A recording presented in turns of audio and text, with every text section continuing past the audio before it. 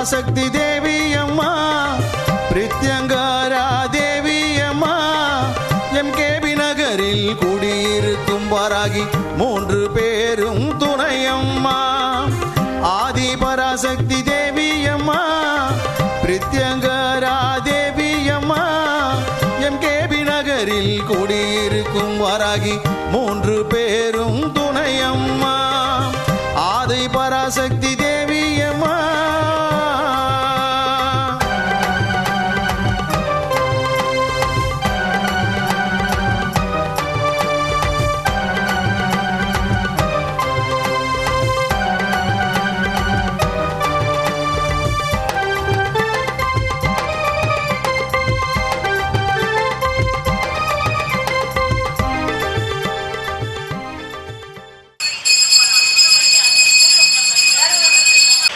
ஆதிபராசக்தி அம்மன் 31வது ஆடி திருவிழாவை முன்னிட்டு மாபெரும் அன்னதானம் துவங்க இருக்கின்றது. ஆங்காங்கே இருக்கின்ற பக்த கோடிகள் திரளாக வருகை தந்து அம்மனின் அருள் பிரசாதத்தை பெற்று எல்லா வளமும் நலமும் பெற வேண்டி கேட்டுக் கொள்கிறோம். ஆட்டுக்கறி குழம்பு, கோழிக்கறி தொக்கு, சிக்கன் 65, அதே மாதிரி சாம்பார் சாப்பிட்றவங்களுக்கு சாம்பார். இது மதுரை வீரன் சாமிக்காக போடப்படுகின்ற இடும்பு பூஜை. எல்லாரும் வந்து சந்தோஷமா உட்கார்ந்து நல்ல வாழை இலை, தலைவாழை இலையை போட்டு அதை உங்களுக்கு ஏற்பாடு பண்ணியிருக்கோம். பொறுமையா உட்கார்ந்து நிதானமா சாப்பிட்டு போங்க. ஓம் சக்தி. பிரதிவாரம் ஞாயிற்றுக்கிழமை ராகு கால பூஜையம்மா சர்வேஸ்வர பிரித்யங்கர இருவருக்கும் நடக்குதம்மா. பிரதிவாரம் ஞாயிற்றுக்கிழமை ராகு கால பூஜையம்மா சர்வேஸ்வர பிரித்யங்கர இருவருக்கும் நடக்குதம்மா. பௌர்ணமி நன்னாளில் அபிஷேகம் நடக்குதம்மா. பௌர்ணமி நன்னாளில் அபிஷேகம் நடக்குதம்மா. அமாவாசை நன்னாளில் மிளகாய் ஓமம் நடக்குதம்மா. அமாவாசை நன்னாளில் மிளகாய் ஓமம் நடக்குதம்மா. ஆதி பராசக்தி தேவி அம்மா பிரித்யங்கரா தேவி அம்மா எம்கேபி நகரில் குடியிருக்கும் வாராகி 3 பேரும் துணையம்மா.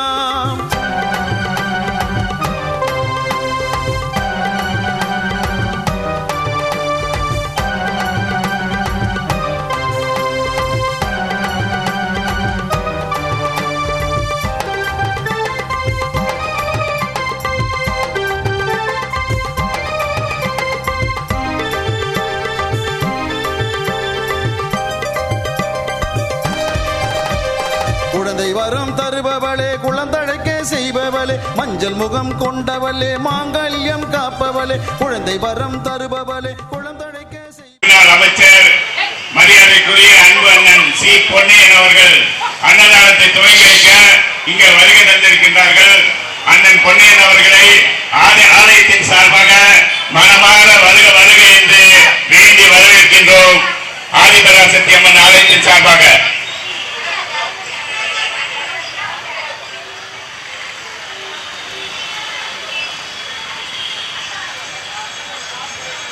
அருள்மிகு ஆதிபராசக்தி பிரித்யங்கரா வராகி அம்மன் ஆலயத்தின் 31வது ஆடி திருவிழாவை முன்னிட்டு அன்னதானத்தை துவங்கி வைக்க வருகை தந்திருக்கின்ற எங்களுடைய அரசியல் ஆசான் அருமை அண்ணன் சி. பொன்னையன் அவர்கள் நமது ஆலயத்திற்கு வருகை தந்து அன்னதானத்தை துவங்கி வைக்க இருக்கின்றார்கள். அன்னதானத்தில் ஆட்டுக்கறி குழம்பு, சிக்கன் 65, அதே மாதிரி கோழிக்கறி தொக்கு,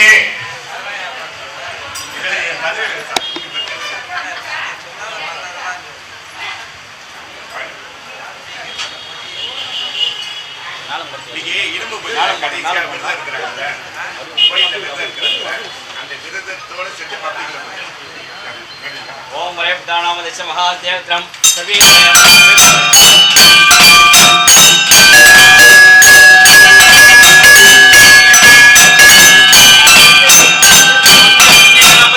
சௌபாக்கியம் சகுணம் பலத்தம் சர்வச்சயம் மகாதேவதாதி தேவத்ரம் மகாபார்வதி தேவத்ரம் சர்வே மகாருவத்ரம் ஆதிபராஸ்தத்ரம் ஓம் ஜெய மகாதேவ சர்வே நம தேவே நம சர்வே ஜெய மகாதேவத்ரம் ஆதிசக்தியா தேவத்தம் சுப்ரஜாய மகாதேவ மகாதேவ ஆதித்யாஸ்தம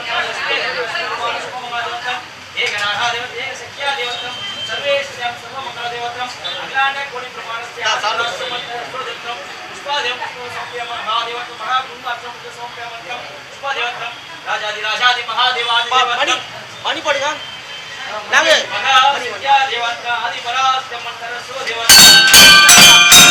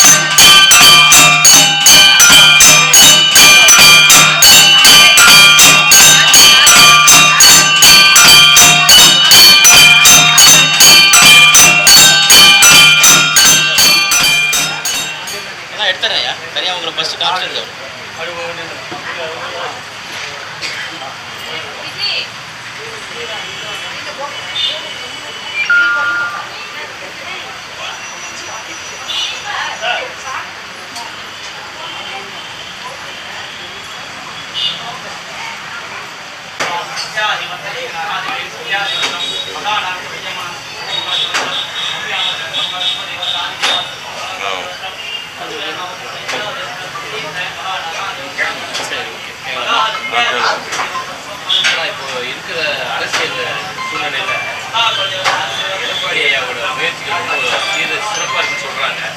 அடுத்து 26 சட்டமன்ற தேர்தல் வரைக்கும் என்ன நிலவரம், என்ன முடிவு வச்சிருக்கீங்க? கூட்டணி பற்றி எல்லாம் முடிவு இருக்குங்களா, இல்லை தனித்தனிக்கிற மாதிரி இருக்குங்களா?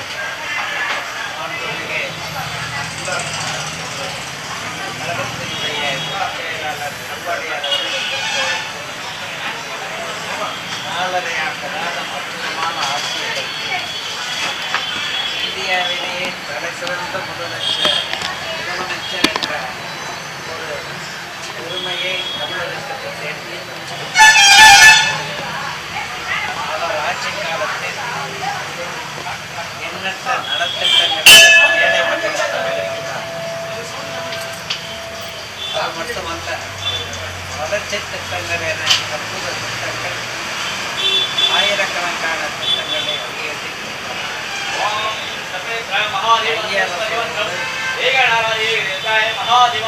இணக்கமான முறையை ஏராளமானவர்களுக்கு நிதியினை மக்கள் நலம் பேணுகிற தலைசிறந்த முதலமைச்சராக தமிழ் மொழியை காக்க மைய அரசு மும்மொழி திட்டத்திற்கு வித்திட்ட மைய அரசு தமிழ் மொழிக்கு மாறாக இந்தி திணிப்பை தமிழகத்தில் மறைமுகமாகவும் நேரடியாகவும் விதித்ததையெல்லாம்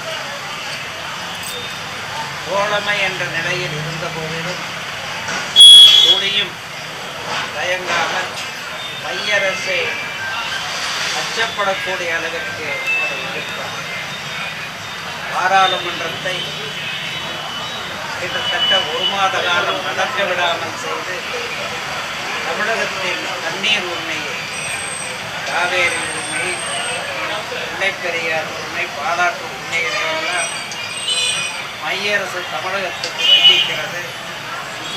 தங்கள் கட்சியை பிஜேபியை வளர்த்துவதற்காக அந்த ஆந்திரா, கர்நாடகா, கேரளா மாநிலங்களுக்கு பாரபட்சமாக சட்டத்தை மீறி உச்ச நீதிமன்றத்து ஆணையை மீறி பிஜேபி அரசு செயல்படுகிறது என்பதை பாராளுமன்றத்திலே அதை வெளிப்படையாக வலியுறுத்தி செய்தால் பாராளுமன்றமே நடக்க முடியாத அளவிற்கு ஒரு சூழலை உருவாக்கி தமிழ்நாட்டு நலனை, தமிழர் நலனை, உலகத்தின் பல பகுதிகளில் வாழுகிற தமிழர் நலனை பெற எண்ணற்ற பணிகளை, ஆக்கப்பணிகளை செய்தார். ஈழத் தமிழர்களை கிட்டத்தட்ட 1.5 லட்சம் தமிழர்கள் கொல்லப்பட்ட காலம், ஒரு 41,000 பெண்கள் கற்பழிக்கப்பட்டு கொல்லப்பட்ட காலம். அந்த கொடுமைகளுக்கெல்லாம் அப்போது தமிழகத்தை ஆண்டு கொண்டிருந்த திமுக அரசு செவிமெடுக்காமல் சிங்கள அரசுக்கும் டெல்லி அரசுக்கும் உறுதுணை போன போதிலும் பொன்மனச்செல்வி புரட்சி தலைவர் உமாவும் எடப்பாடியாரும் பிறகு அந்த ஈழத்தமிழர் நலனுக்காக எண்ணற்ற பணிகளை செய்தார்கள். மைய அரசோடு வாதிட்டார்கள். அந்த சலுகைகளை பெரிதும் தந்திருக்கிறார். இப்படிப்பட்ட நிலையிலே இருக்கிற எடப்பாடியாருக்கு தனிப்பட்ட செல்வாக்கு. ஒரு செய்தி என்றால் இரவிலே நெடுநேரம் படிப்பார். டிவி மூலமாக உலக செய்திகளை பார்ப்பார், இந்திய செய்திகளை பார்ப்பார், தமிழகத்தின் செய்திகளை பார்ப்பார். அவர் பார்த்தாலே அவருக்குள்ள இறைவன் தந்த அளப்பரிய திறமை, ஞாபக சக்தி. பார்த்து 1 மணி நேரம் பேசினாலும் துண்டு பேப்பரை கையிலே வைக்காமல், பார்த்து படிக்காமல், நம் உள்ளத்திலிருந்து, நெற்றிக்கண்ணிலிருந்து புள்ளி விவரங்கள் 13,241 ரூபாய் என்ற ஒரு புள்ளி விவரம் இருந்தால் அதை கூட அப்படியே சொல்லக்கூடிய அளவிற்கு அளப்பற்ற ஆற்றலை மூதறிஞர் ராஜாஜியை விட நினைவாற்றல் அதிகமிக்கவராக அவர் செயல்பட்டு கொண்டிருப்பதுதான் அவருக்கு இன்று இருக்கிற அளப்பரிய வெற்றி. மக்கள் மத்தியிலே இடம்பெற்று இருக்கிறார். அம்மா பல சாதனை திட்டங்களை தமிழ் மண்ணிலே கொண்டு வந்தார். அதை மேலும் மேம்படுத்தி ஏழைகளுக்காகவே எண்ணற்ற திட்டங்களை எடப்பாடி கொண்டு வந்தார். ஆனால் பிறகு இப்போது ஆட்சியில் இருப்பவர்கள் உங்களுக்கெல்லாம் தெரியும், அம்மா உணவகத்தை ஏழைகளின் பசிபோக்க எம்ஜிஆர் அம்மா உணவகத்தை புரட்சித் தலைவர் தொடர்ந்து வைத்த போது எம்ஜிஆரின் ஆத்மாவின் அருள் பட்டினி கிடந்தார் பிள்ளை பருவத்திலே புரட்சித் தலைவர்.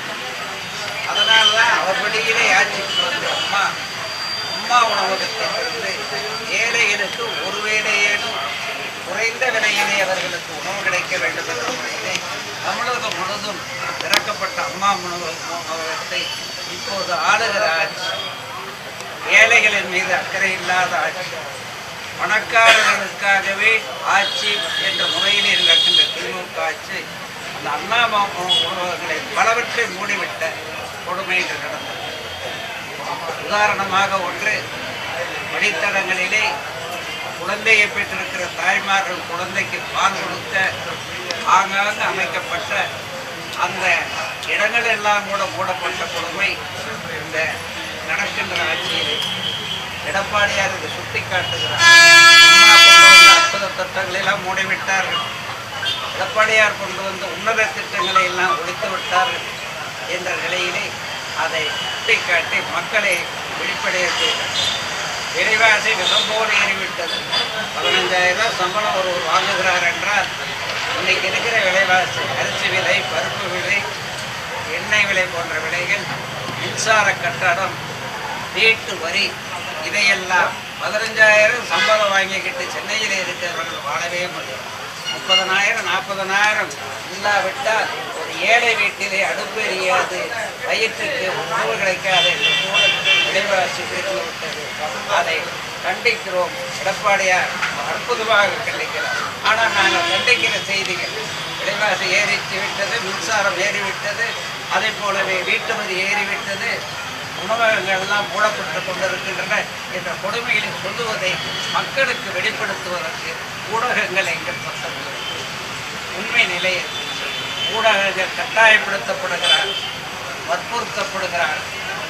ஆட்சியிலே அவர்கள் இருக்கிற காரணத்தால் சேட்டலைட் அவர்களுக்கு சுத்தமாக அந்த கோடீஸ்வரர் ஆளுங்கட்சிக்கு இருக்கிற காரணத்தால் ஊடகங்கள் மிரட்டப்படுகின்றன. ஊடகங்கள் அவர்கள் சொல்லுகிற செய்தியை போடவில்லை என்றால் அடுத்து அந்த ஊடகங்கள் நல்ல முறையிலே வெளிச்சமாக செய்திகளை மக்களுக்கு காட்ட முடியாத சூழலை உருவாக்குகிறார். பயந்த கொண்டு ஊடகங்கள் அவர்கள் செய்திகளை போடுகிறார்கள்.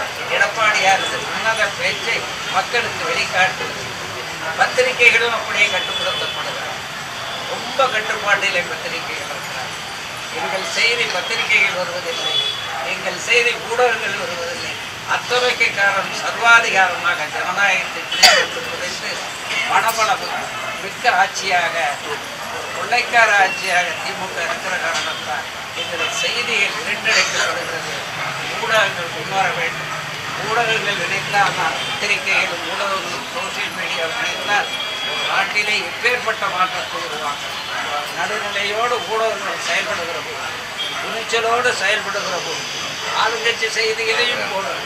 எங்கள் செய்திக்கு, எடப்பாடியார் செய்திக்கு இருட்டடைப்பு செய்யாமல் அதையும் நீங்கள் போட்டால் மக்கள் உங்களை கும்பிடுவார்கள், மக்கள் உங்களை வாழ்த்துவார்கள், உங்கள் குடும்பம் நன்றாக இருக்கும். நடுநிலையோடு ஊடகங்கள் செயல்பட்டால் அந்த நிலை வர வேண்டும் என்று நான் வேண்டுகிறேன். ஐயா, இப்போ அதிமுக எடப்பாடியார் தலைமையில் தொடர் தோல்வி அடையுது. இதனால தொண்டர்கள்லாம் தோண்டு போயிருக்காங்க. திமுக ஆண்ட காலத்திலே 13 முறை தொடர்ந்து தோற்றார். 13 முறை ஒரு முறை நினைவிலை வைத்துக் கொள்ளுங்கள். எனவே தோல்வி வெற்றி என்பது அரசியலே சகஜம். ஆனால் எங்களுடைய தோல்வி அல்ல. 1919 நடந்த நாடாளுமன்றத்திலே நாங்கள் 18.4% ஓட்டை வாங்கியிருந்தோம். ஆனால் அப்போது கூட்டணியாக இருந்தோம். தற்போது எடப்பாடியார் தனித்து நின்று பிரமேலதா கட்சியை மட்டும் கையிலே வைத்துக் கொண்டு எங்கள் கட்சி தனித்து வாங்கியிருக்கிற ஓட்டு என்ன தெரியுமா? 21.4% ஓட்டு. நாங்கள் சென்ற நாடாளுமன்றத்தை விட, கூட்டணியோடு இருந்த நாடாளுமன்ற தேர்தலை விட தற்போது நாங்கள் அதிக வாக்குகளை வளர்ந்திருக்கிறோம். எடப்பாடியார் சரிகிறார் ஓட்டு குறைவு என்று இருந்தால் எப்படி எடப்பாடியார் என்ற தனிப்பட்ட செல்வாக்கு மக்கள் செல்வாக்கு காரணமாக நாங்கள் 70க்கும் மேற்பட்ட இடங்களில் சட்டமன்றத்தில் நாங்கள் வெற்றி பெறவில்லையா? அது எதை காட்டுகிறது? மக்கள் எடப்பாடியார் மட்டும் இருக்கிறார்கள். மக்கள் எடப்பாடியார் செய்கிற செயலை பேசுகிற பேச்சை தெரிந்து கொள்ளாத அளவிற்கு பத்திரிகைகளும் டிவிக்களும் அவர் செய்தியை மறைக்கிற கொடுமை நடக்கிறது. ஊடகங்கள் மீது துணிச்சலோடு டிவிக்களும் துணிச்சலோடு பத்திரிகைகளும் உண்மையை மட்டும் போடுங்கள். அவர்கள் சொல்லுவதையும் போடுங்கள், நாங்கள் சொல்லுவதையும் போடுங்கள். நாடு சுபிட்சமாக இருக்கும், உங்கள் குடும்பமும் சுபிட்சமாக. இபிஎஸ் ஐயா பொறுத்த வரைக்கும் குறைந்த வாக்கு வித்தியாசம் வின் பண்ணி ஜெயிச்சிருக்காரு முதலமைச்சர் ஸ்டாலின்றாரு. இப்போ அந்த குறைந்த வாக்கு விகிதம் எடுக்காத அளவுக்கு என்ன செயல்பாடு இருந்தா ஏடிஎம்கே இந்த சட்டமன்றத்தில் ஜெயிக்கும்? குறைந்த வாக்குகளை பெறவில்லை, நல்ல வாக்குகளை பெற்றிருக்கிறோம், நிறைய வாக்குகளை பெற்றிருக்கிறோம். உண்மை நிலை அவர்கள் பொய்யை அடிக்கடிக்கு அம்மியை நகரும். பொய்யை திரும்ப திரும்ப சொன்னால் அது உண்மை என்று நம்பப்படும் என்ற அந்த கோயபிள் தத்துவத்துக்கு சொந்தக்காரர்களாக திமுக இருக்கிற காரணத்தால் ஸ்டாலின் அவர்கள் அதையே விட்டு பேசுகிற காரணத்தால் எங்களுடைய வளர்ச்சி முறியடிக்கப்படுகிறது. வரும் தேர்தலிலே மிகச்சிறப்பான கூட்டணியை எடப்பாடி அமைப்பார். அதை நீங்கள் மனதில் வைத்துக் கொள்ளுங்கள். கூட்டணியே ஒரு வேலை இல்லை என்றாலும் தனித்து நின்று எடப்பாடியாரனுடைய அற்புதமான ஆட்சி திறமை, நிர்வாக திறமை, ஞாபக சக்தியின் காரணமாக, சொல்வன்மை காரணமாக, அவர் கரைபிடியாத கரங்களாக செயல்படுகிற காரணத்தால் 2026 தனித்து நின்றாலும் தன்னாட்சி அமைப்பார். எம்ஜிஆர் வழியிலே, அம்மா வழியிலே தமிழகத்தை காப்பார். நன்றி நன்றி.